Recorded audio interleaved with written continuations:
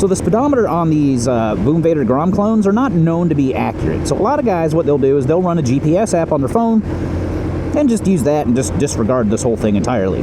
Now, personally, I'd rather the speedometer read correctly, but on the BD 125-10, you can't do it. I think the Dash 5 or the Dash 15, the first gen Grom clone, you can. There's like, you can do something with the buttons and put a multiplying factor in there. I'm going to run off the road because I'm stupid. But with the Gen 2 clones, the 125-10s, you can't do that. You got to get like a little aftermarket calibrated thingamajigger, which is what this guy down here is. I found out 12oClockLabs, I think that's the company. They make one of them things. It's itty bitty, it's like the size of a quarter. It's going to tuck behind the headlight when I'm done. But I got it hanging out here so we can do the mathemations. And the first thing it tells you to do, especially if you're going to use like a GPS to calibrate this thing, is basically just cruise around and kind of get a feel for how off this thing is. And they tell you to calibrate it to where you're actually doing 60 miles an hour. Well, the problem is this bike can't do 60. And I think the reason they tell you to do 60 is that way you're kind of averaging. So, I mean, if you're going to average about 60 miles an hour, you want that speed to be as accurate as possible. So what we're going to do is we're going to aim for like 40, I think. That's probably fine. 40, maybe 45. The trick with that, though, is this bike doesn't like doing those speeds.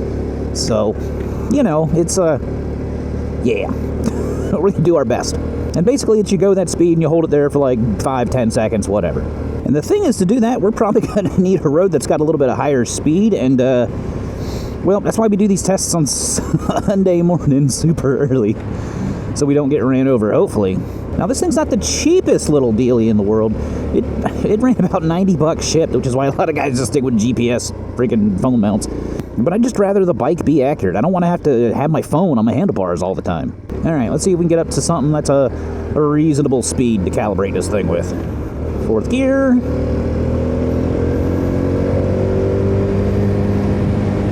Let's hold the bike at 45. We're we're going downhill, so it's screwing everything up. Gotta make sure no one pulls out in front of me. 45 miles an hour is about, what, 36, you guys would say? What do you think, 36? Let's go with 36. All right, let's pull over to the side here. All right, I brought the instructions with me. Let's see.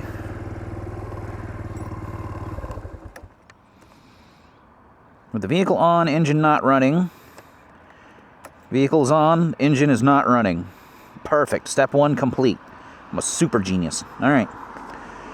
Hold the button, specific number of links to access the menu item. When I was reading this earlier, we need to go to number 5. But first, we need to do this. Let's do some math. We need to figure out what kind of percentage we're off. So the bike said, well, GPS said we were doing 38. Bike said we were doing 45. Actual speed divided by GPS speed, we're at 0.844. Now, we also know, based on previous tests, that 48 miles an hour is actually 60 miles an hour. So we're 0.8 off at that point. So this thing only has 1 decimal place, so we're going to go with 0.8.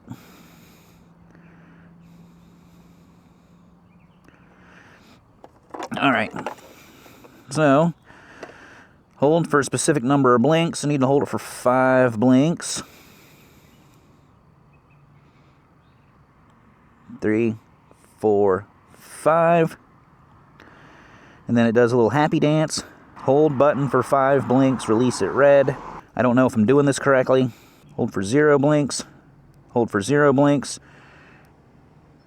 1, 2, 3, 4, 5, 6, 7.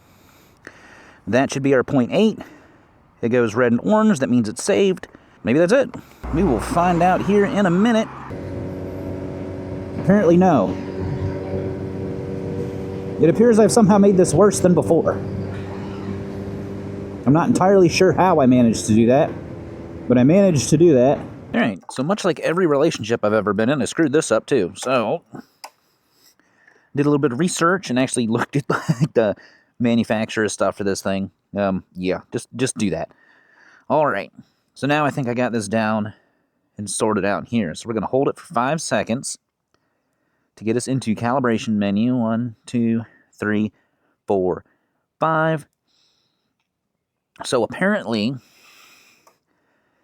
green is a positive input, red is a negative input. And using their little handy calculator, and I still don't know what version this is, so I just kind of guessed, it needs to be at a minus 20%. So we're going to hold this, release it on red, because we want a negative number.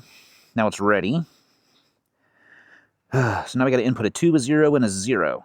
So we're going to hold 2 blinks. Release. This little dance means it's ready for input. We're going to put a 0 in, so we got to go to 10 blinks. 1, 2, 3, 4, 5, 6, 7, 8, 9, 10. Ready for input. 1, 2, 3, 4, 5, 6, 7, 8, 9, 10. Release. Orange confirms. And that should be it. All right, here we go. So far, so good. That looks a lot better than it did. Hold her about 31. Oh, man, she's calibrated. Nice. Yeah. All right. Turns out I was just doing it wrong. Cool.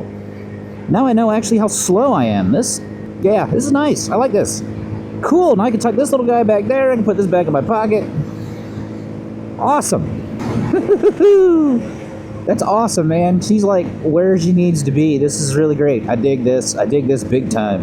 And I know a lot of people don't worry about that kind of thing, but it was really bugging me. Like, I want the speedometer to be accurate. I mean, I'm not going to put 1,000,000 miles on this bike, but it'd be nice if it was somewhat close to being accurate. This is cool, though. I dig this. I am so, man, I was, like, really frustrated with this thing. I keep looking for a 5th gear. There's no 5th gear. I'm freaking loving life. This is one thing I don't have to fuss with anymore. And officially kicking off the mods on this bike. We did the speedometer. Up next is going to be the seat, or at least the order, which you guys are going to see the videos. It's going to be the seat. And I'm looking forward to modding the rest of this thing, man. Because this is a fun little, goofy little bike. I dig it. I'm having a blast. It looks stupid. Don't care. I'm going to go somewhere that's got a little higher speed limit. Not that we're going to be able to hit it, but we're just going to see how accurate she is on the top end. And by that I mean, last time the bike said 60. We were only doing 48. So we're probably only going to see 48 anyway. But that's okay. So I will put a link to the speedometer calibrator down below, and I'll throw the model, this model-specific one, because they make like a bajillion things for a bunch of different bikes, and you got to put your bike in there. And actually, Boom Vader came up, which I was really surprised. Install this thing's really super-duper easy. Basically, it's 4 10mm bolts. Pop your headlight off. Follow the speedometer cable up to the top where it plugs in. Unplug it. Plug this thing in line, and bing, bang, boom. Oh, yeah, so she's like right there. Nice. But yeah, we definitely got to mod this thing so we're not winding this little mammer jammer out. I'd love to get my hands on a Grom and do a side-by-side comparison. But since I bought this, I'm not going to drop money on a Grom. That's why I bought this, because it was cheaper. This thing was $1,400 and they delivered it in a box, and then I put it together. And if you didn't see me put it together, you can check that video out right here. And as always, y'all be good. See ya.